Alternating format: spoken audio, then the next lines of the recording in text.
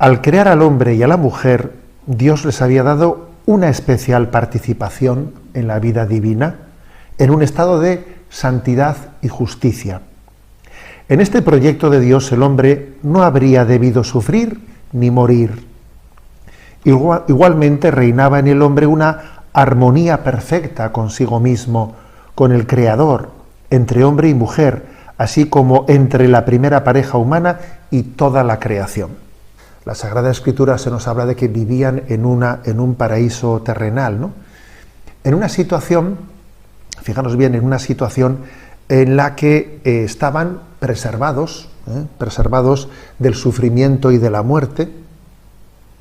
Dios les había de alguna manera protegido, es como si les hubiese puesto en una campana, bajo una campana de cristal. La teología habla de los dones preternaturales que les protegían, pues, de la corrupción de la naturaleza y de otros males, ¿no? Ellos, en el designio de Dios, no sufrían ni estaban llamados a la muerte. Fue el pecado original el que introdujo esa distorsión en ese estado, en esa situación que llamamos de paraíso terrenal. Lo más importante es subrayar el hecho de que Dios dice, este punto, que les había constituido en un estado de especial participación de la vida divina. Tenían un estado de santidad, en el que incluso podían ver a Dios. Según dice la Sagrada Escritura, trataban con Dios cara a cara, veían a Dios, hablaban con Dios, participaban de esa intimidad con Dios, ¿no?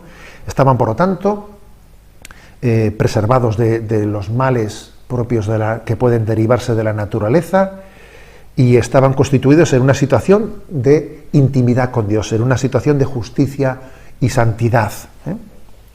A veces, cuando en algunas publicaciones que todos las hemos visto, publicaciones de sectas, etcétera, se describe el paraíso terrenal, pues se describe desde una percepción, entendedme, pues muy infantil, pues un jardín lleno de fresas, lleno de ríos, precioso, y entonces se subraya de esa situación en la que estaban Adán y Eva, pues algo accidental, porque lo principal, lo sustancial, es esa intimidad que tenían con Dios, hablar con Dios, estar con Él.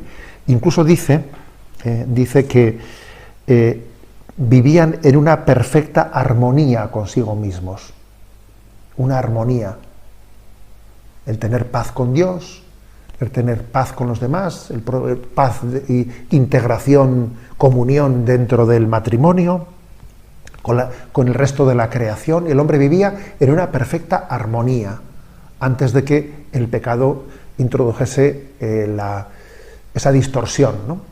Desde una visión bastante infantil se quiere ubicar físicamente el paraíso terrenal en un sitio. A ver, el paraíso terrenal, lo que le hacía paraíso no era el lugar, es que en ese lugar hay unos jardines maravillosos, es que en ese lugar hay unos frutales, no. La maravilla del paraíso no estaba en el sitio, sino en el estado interior de vida, en ese estado de amistad con Dios, en esa profunda armonía, armonía con Él. Eso era el paraíso, no el ubi, el lugar, no el ubi, sino más bien la intimidad con Dios. Igual que también el cielo para nosotros, ¿no? A veces de una manera un tanto cosista, materialista, se piensa en el cielo en una categoría espaciotemporal. ¿Cómo será el cielo? ¿Qué cosas habrá? No. El don del cielo es el don de la intimidad con Dios, el don de ser una sola cosa con Él, ¿no? El hombre, tentado por el diablo, dejó apagarse en su corazón la confianza hacia su Creador, y desobedeciéndole quiso ser como Dios, sin Dios y no según Dios. Así Adán y Eva perdieron inmediatamente para sí y para todos sus descendientes la gracia de la santidad y de la justicia originales. Para entender en qué consiste el primer pecado del hombre, Es clave entender que el hombre había sido creado en un estado, en una condición de amistad con Dios. Si no, no se entiende ese pecado, claro, no, y todas las consecuencias que se ha derivado. El hombre era amigo de Dios. No sé si nos percatamos de lo que supone esto, ¿no? Ser amigos de Dios. Habíamos sido creados en esa amistad con Dios. No se puede elevar a una criatura a una condición superior. Era impresionante, ¿no? Esa intimidad a la que Dios nos había llamado. Bueno, por eso ese primer pecado es tan grave, ¿no? Porque supone que esa libre sumisión, esa libre amistad en la que el hombre vivía con Dios, pues es rota, ¿no? Y hay una especie como de desconfianza. Lo que más ataca a la amistad es la desconfianza. La amistad, la intimidad con Dios, cuando en el hombre entra el pecado de la desconfianza hacia Dios, queda minada, ¿no? Queda dinamitada esa amistad. En el relato del texto bíblico, esa expresión, ¿no? Esa expresión de, claro, es que Dios no quiere que comas de ese árbol, porque claro, Él sabe muy bien que si comes de ese árbol, tú serás conocedor del bien y del mal, y entonces tú serás como Dios, y Dios te está diciendo, no comas de eso porque no quiere darte ese poder, porque Dios no quiere que seas como Él. Se introduce una desconfianza, como si Dios no quisiese mi bien. Sospecho de Dios, como que la ley de Dios, la voluntad divina, es competidora del deseo de plenitud que tiene el hombre. Es como un preferirse a sí mismo, fiarte más de ti mismo que fiarte de Dios. Un padre de la Iglesia, San Máximo el Confesor, dice, ¿no? El pecado original consistió en pretender ser Dios sin Dios. Porque luego el hecho es que Dios quiere que participemos de su naturaleza divina. Nos hace hijos en el Hijo. También hay expresiones bíblicas que dicen, seréis como dioses, pero por la gracia de Dios. El pecado original consiste en pretender ser Dios sin Dios. Y dice San Máximo el Confesor, ser como Dios, pero sin Dios, antes de Dios y no según Dios. Es como que la criatura pretende pues romper con el Creador. Y de ahí se han desprendido muchas consecuencias verdaderamente pues desastrosas, ¿no?, para la vida del hombre. En Romanos capítulo 3, versículo 23 se dice lo sustancial, ¿no? Pecaron y están privados de la gloria de Dios y son justificados por la gracia de Cristo. Estar privados de la gloria de Dios, eso es la consecuencia clave, la más dura, la definitiva, ¿no? Junto a eso, ¿qué consecuencias más existen? Se derivan muchas más. El miedo hacia Dios en vez de la confianza a Dios, la deformación del rostro de Dios, como si Dios fuese celoso de nosotros, como si Dios no quisiese nuestro bien, la pérdida de la armonía que existía antes del pecado. Existía una armonía, el hombre vivía en armonía consigo mismo, vivía en armonía con la creación, vivía en armonía entre ellos. Entra el pecado y todo es distorsión. Y incluso el hombre se convierte en un lobo para el hombre. Todo ello ha comenzado por el pecado de la desconfianza. Ese pecado de la desconfianza. Dejar morir la confianza hacia el Creador. Ese fue el origen del pecado original. El pecado original es el que todos los hombres nacen, es el estado de privación de la santidad y de la justicia originales. Es un pecado contraído, no cometido por nosotros, es una condición de nacimiento y no un acto personal. A causa de la unidad de origen de todos los hombres, el pecado original se transmite a los descendientes de Adán con la misma naturaleza humana, no por imitación, sino por propagación. Esta transmisión es un misterio que no podemos comprender plenamente. Que primero, el pecado original no es pecado en un sentido analógico, porque de hecho no es una culpa personal, más bien es pecado en el sentido de que es un estado de pecado, porque nacemos en una condición humana que está herida por el pecado. Es un estado de pecado en nosotros. En Adán y Eva sí fue un pecado personal. En nosotros decimos que estamos en pecado original en el sentido de que padecemos la condición de las consecuencias que se han derivado en la naturaleza humana del pecado original que cometieron Adán y Eva. Es importante que entendamos que existe una profunda vinculación de todo el género humano. Nosotros tenemos una cultura muy individualista, en la que cada uno de nosotros nos pensamos que estamos desvinculados del resto de la humanidad, del resto de los hombres, allá cada uno con lo suyo, yo soy un único e independiente. Y no es verdad, no es verdad. En el hombre existe una naturaleza humana que le vincula con el resto del género humano. Santo Tomás de Aquino, fijaros, dice la siguiente expresión: el género humano es en Adán como el cuerpo único de un único hombre. Vaya expresión esta, ¿eh? El género humano es en Adán como el cuerpo único de un único hombre. O sea, existe una unidad entre todo el género humano. Una unidad entre todos nosotros. No es verdad que estemos desvinculados.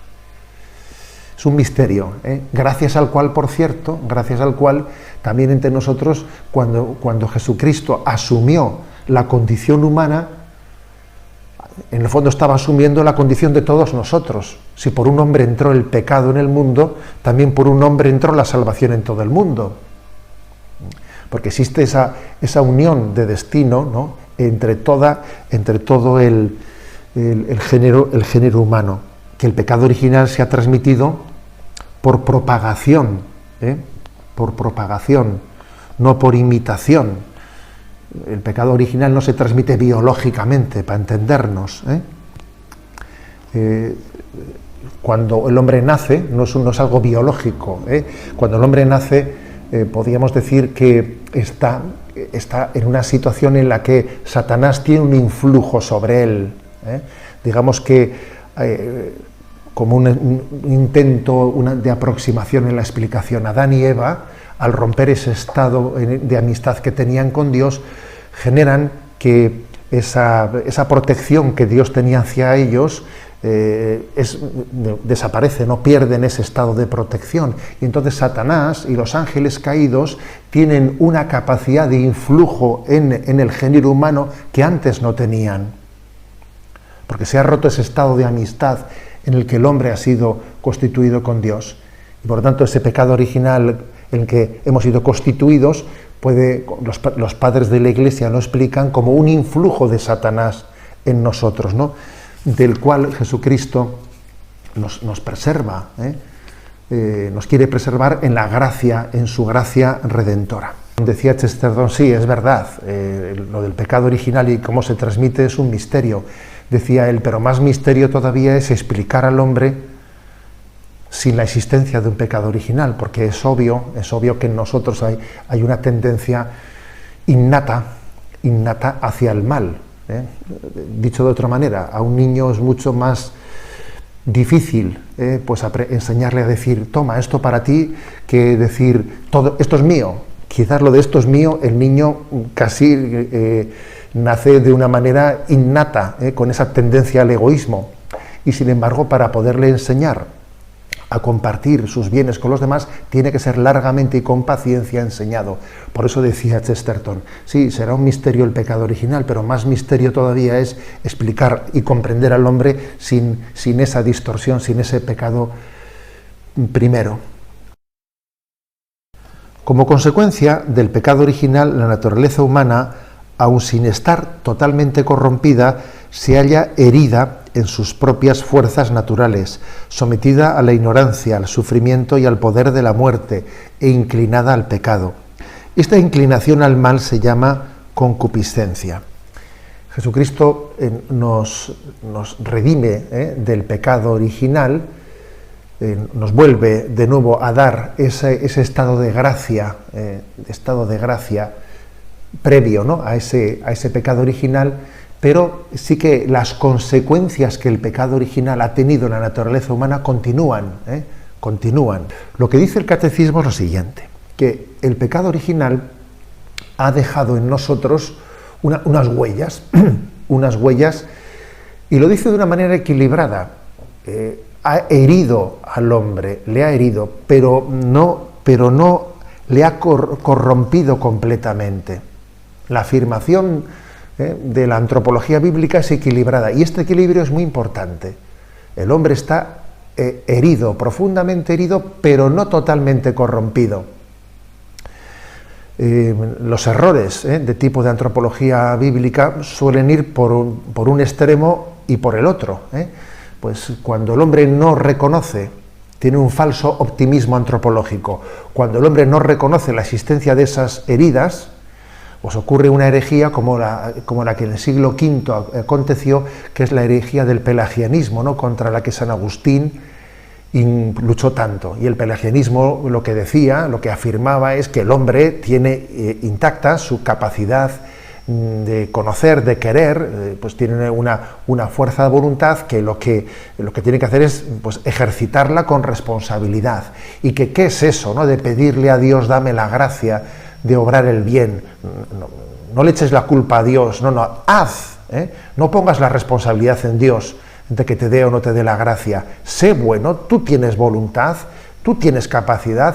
Ese era el planteamiento voluntarista de Pelagio, que no reconocía que la naturaleza humana está herida, y que necesita la gracia de Dios para poder obrar bien.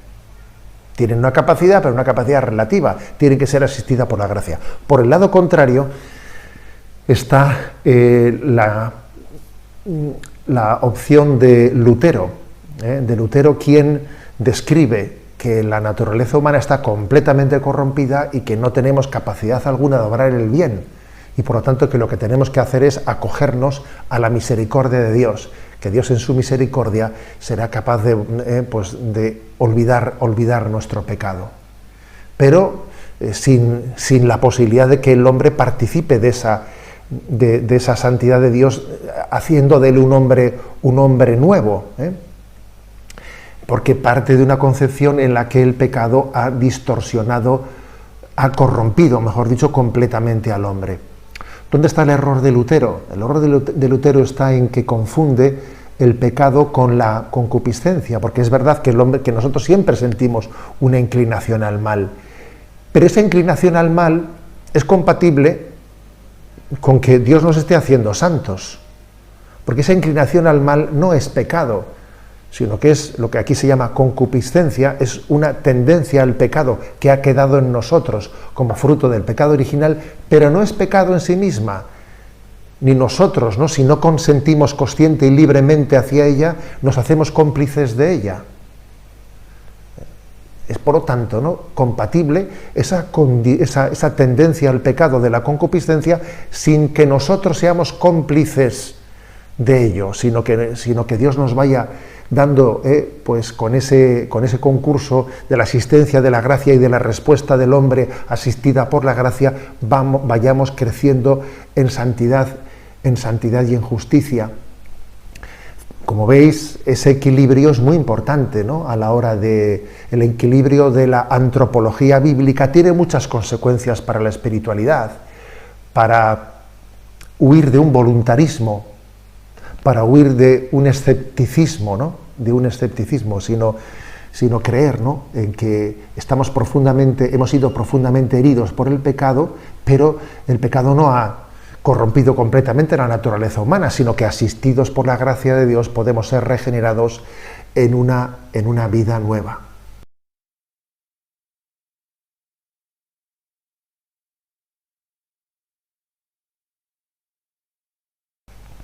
Después del primer pecado, el mundo ha sido inundado de pecados, pero Dios no ha abandonado al hombre al poder de la muerte. Antes, al contrario, le predijo de modo misterioso en el protoevangelio que el mal sería vencido y el hombre levantado de la caída. Se trata del primer anuncio del Mesías Redentor. Por él la caída será incluso llamada feliz culpa, porque ha merecido tal y tan grande Redentor. ¿Qué ha hecho Dios después del primer pecado del hombre? Ciertamente el primer pecado introdujo, ¿no?, pues una distorsión, y el primer pecado no se quedó en uno solo, sino que después de ese el hombre comenzó a pecar. Esa rebelión primera frente a Dios, que ciertamente el pecado original tiene un nivel de gravedad muy superior a los pecados que nosotros cometemos por el hecho de que Adán y Eva no tenían concupiscencia, como nosotros sí tenemos concupiscencia, una inclinación al mal. Ellos esa inclinación al mal no la tenían, y por tanto ese primer pecado que ellos cometen tiene un grado de gravedad superior al nuestro, ¿no? Abren de alguna manera ellos las compuertas, podemos decir, a la acción del maligno. Somos tentados nosotros. Ellos habían sido tentados, sí, por Satanás, pero no partiendo de una concupiscencia, como en nuestro caso sí acontece, que el demonio nos tienta partiendo de una concupiscencia, y entonces el pecado se expande en el mundo. Y entonces, bueno, aquí viene la pregunta, ¿no? La pregunta es ¿qué hace Dios? ¿Cómo Dios actúa en ese momento?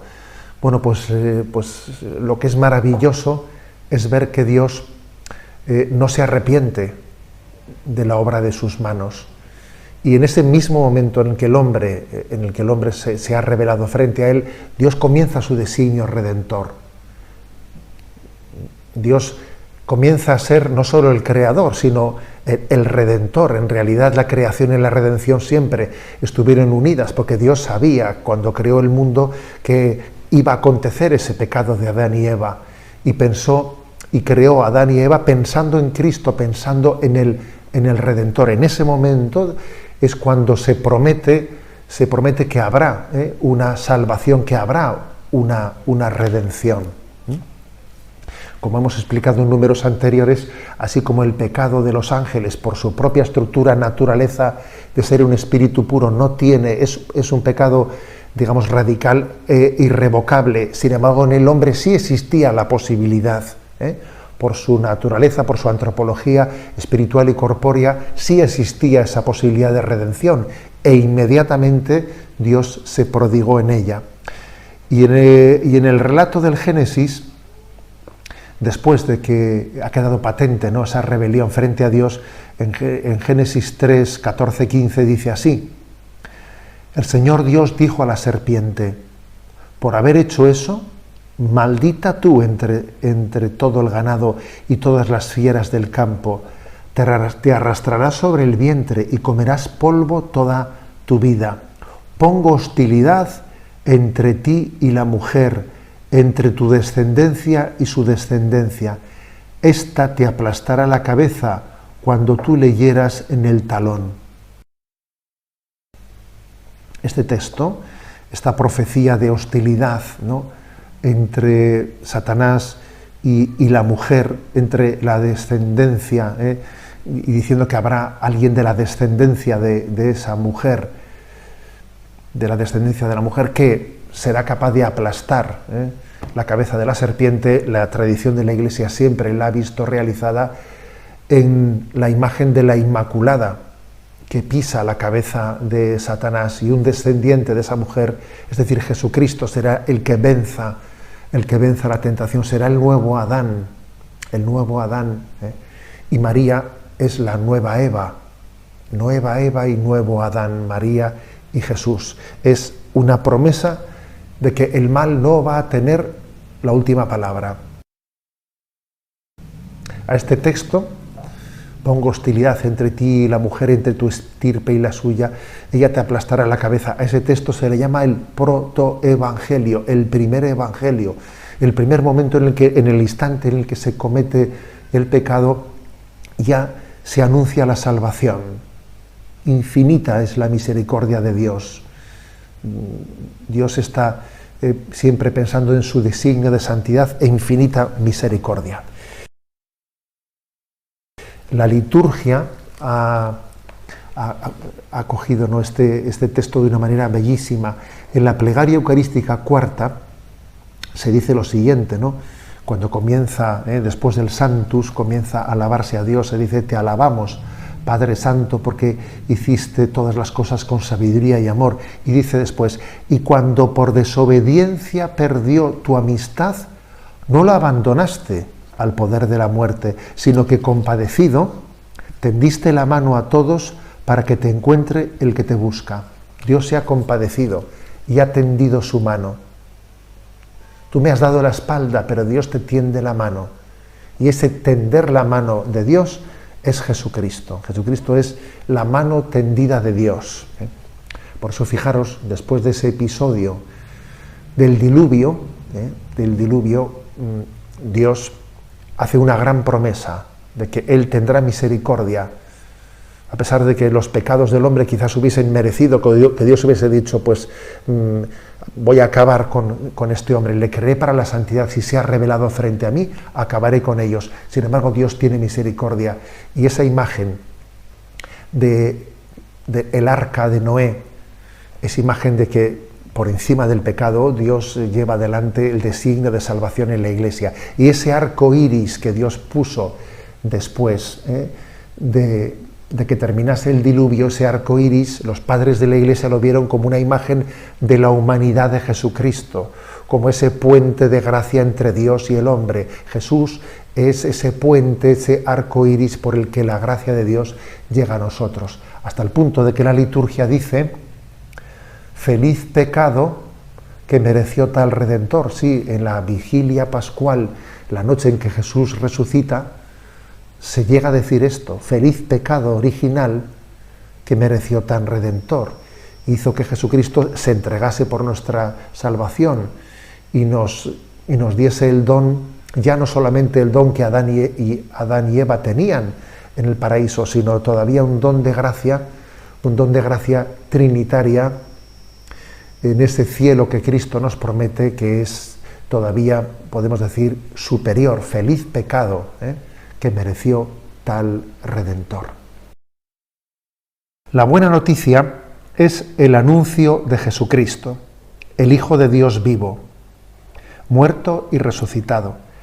En tiempos del rey Herodes y del emperador César Augusto, Dios envió las promesas hechas a Abraham y a su descendencia, enviado a su Hijo, nacido de mujer, nacido bajo la ley, para rescatar a los que se hallaban bajo la ley y para que recibiéramos la filiación adoptiva. Bueno, la pregunta es, ¿cuál es la buena noticia para el hombre? La buena noticia es Jesucristo.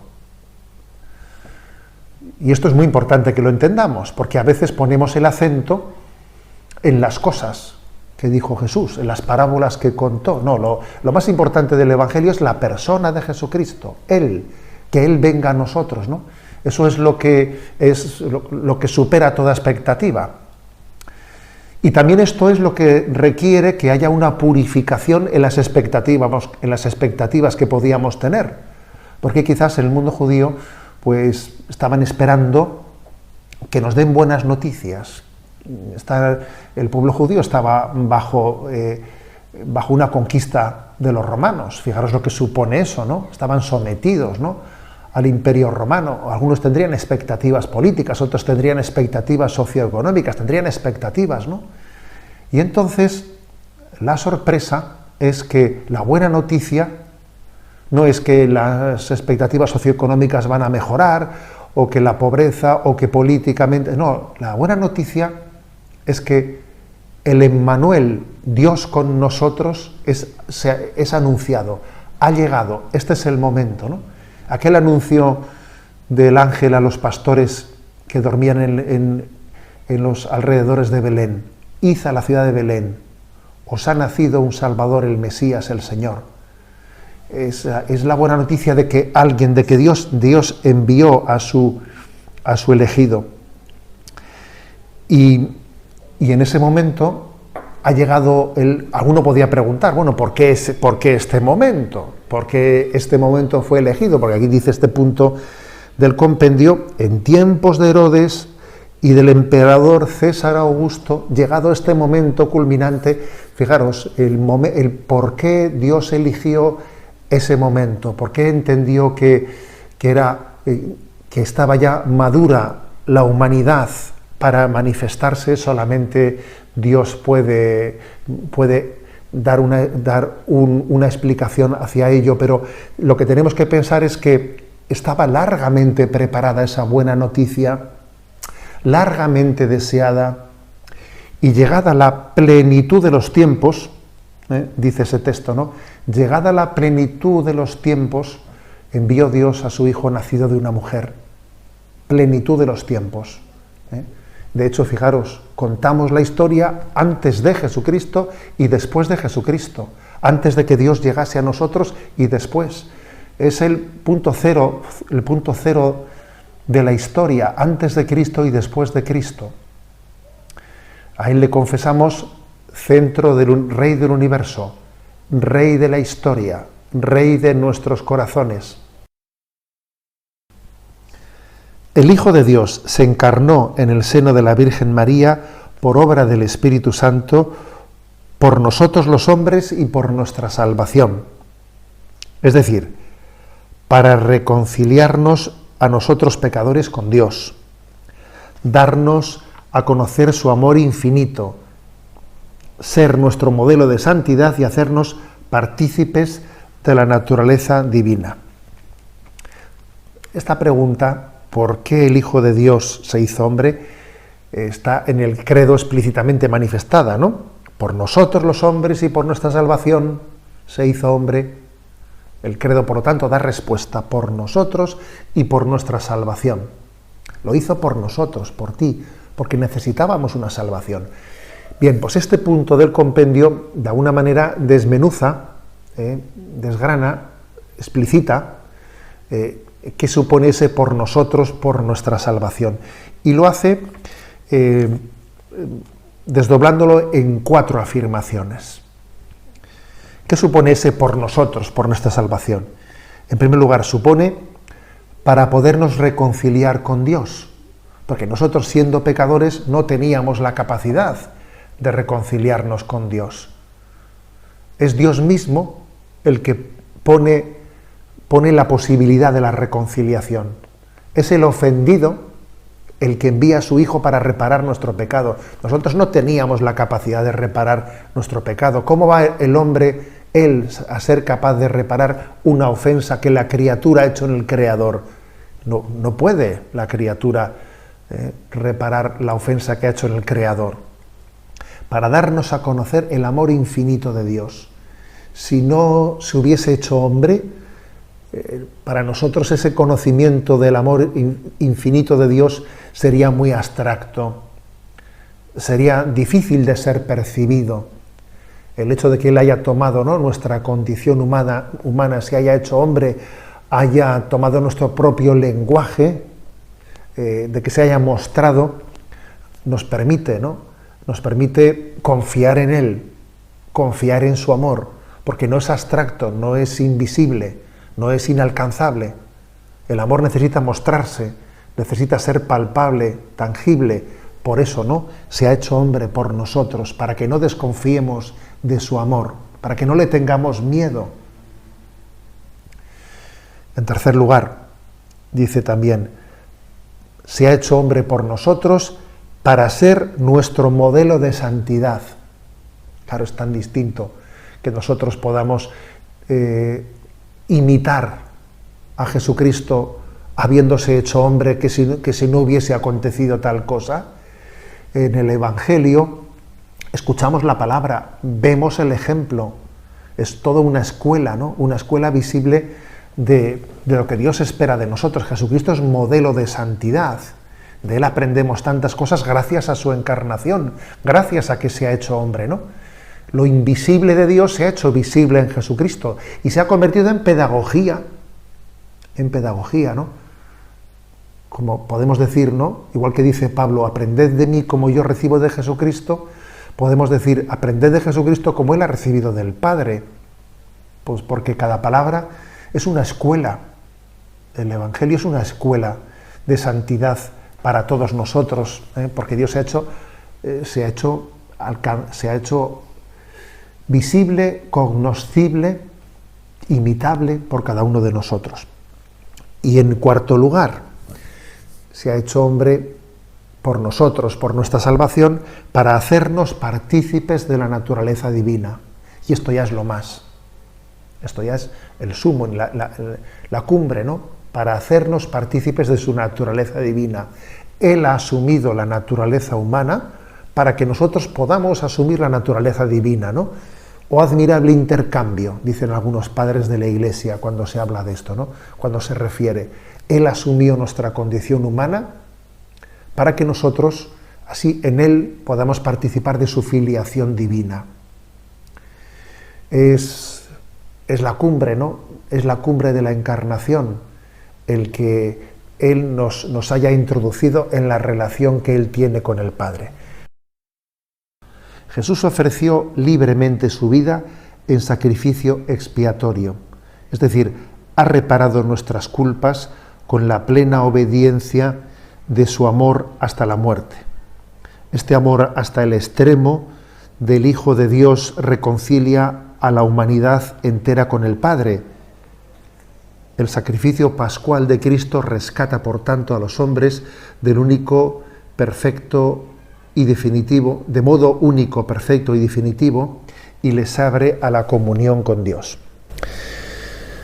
¿Cuáles son los efectos, ¿no?, de ese sacrificio de Cristo en la cruz? Aquí se habla de que se produce ese rescate. Hemos sido rescatados, y rescatados del poder de Satanás, liberados de sus esclavitudes. Se ha reparado la ofensa que nuestro pecado había hecho en Dios. Hemos sido, por lo tanto, reconciliados y hemos sido introducidos en la comunión con Dios. ¿En qué se traduce esa redención de Jesucristo? En la teología católica se ha hablado de que la gracia de Cristo tiene una doble dimensión: dimensión sanante y dimensión elevante. La dimensión sanante es aquella que hace referencia a cómo el pecado nos había herido, nos había corrompido, y la gracia de Jesucristo nos devuelve la inocencia.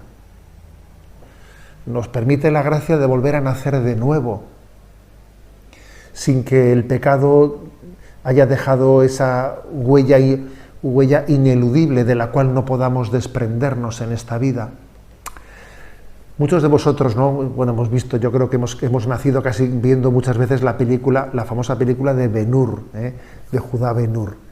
Y es muy hermoso ver cómo en ese momento último de la pasión de Jesucristo, en el mismo momento en el que las manos de Cristo están siendo taladradas, ¿no?, por los clavos de la cruz, al mismo tiempo la sangre de aquellas,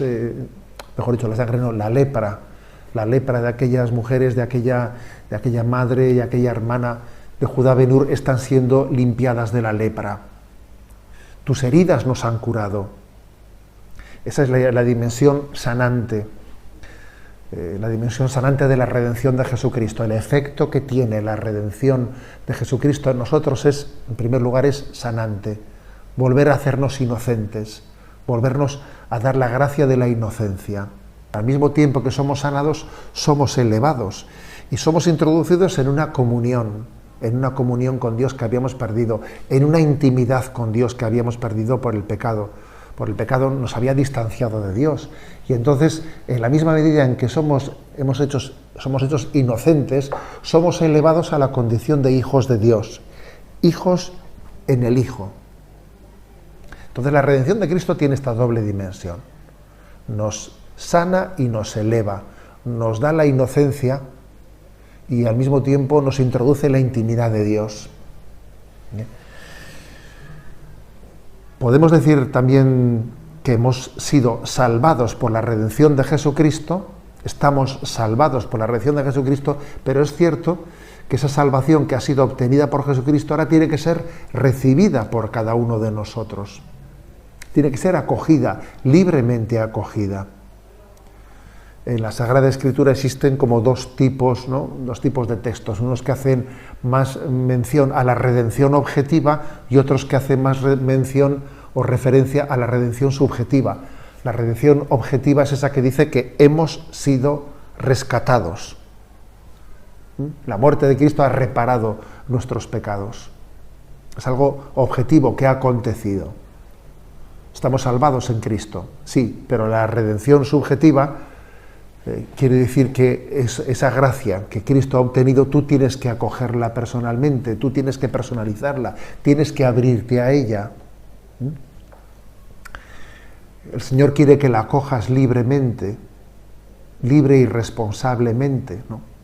Por eso, digamos, los efectos del sacrificio de Cristo no acontecieron únicamente allí, en la cruz, sino que están aconteciendo también ahora, hoy, en este momento en el que el Señor te dice, ábrete a acoger los dones de la redención, de la cruz de Cristo y de su resurrección. Ábrete a acogerlos, porque podría ocurrir, podría acontecer, ¿no?, el gran drama, que hayamos sido salvados en Cristo y, sin embargo, no tengamos nuestro corazón abierto a acoger los dones de su gracia. Estos son los efectos, ¿no?, del sacrificio de Cristo, y obviamente pedimos el don del Espíritu para poderlos acoger y hacerlos nuestros, ¿no?, en una infinita acción de gracia. Lo hermoso es que conocer cuál fue el plan primero de Dios nos ayuda a nosotros a entender de que el cielo, fijaros bien, si es grande la misericordia de Dios, que no será ya únicamente recuperar aquel estado original, estado de gracia maravilloso que tenían Adán y Eva, sino más todavía. Acordaros de esa expresión que dice, feliz culpa que mereció tal Redentor. Es que el don que Dios nos da en la redención no solamente nos retrotrae al estado de Adán y Eva, sino que nos permite, por la redención de Jesucristo, por la encarnación de Jesucristo, participar de la intimidad divina, unidos a Cristo, configurados por Él, de una manera superior todavía a la que Adán y Eva pudieron tener, ¿no? Así pues, conocer cómo era el estado de Adán y Eva, cómo era aquel estado que perdieron por la consecuencia del pecado original, nos permite atisbar los dones celestiales que todavía en Cristo serán superiores, y prepararlos y esperarlos, ¿no?, en una vida intensa de caridad.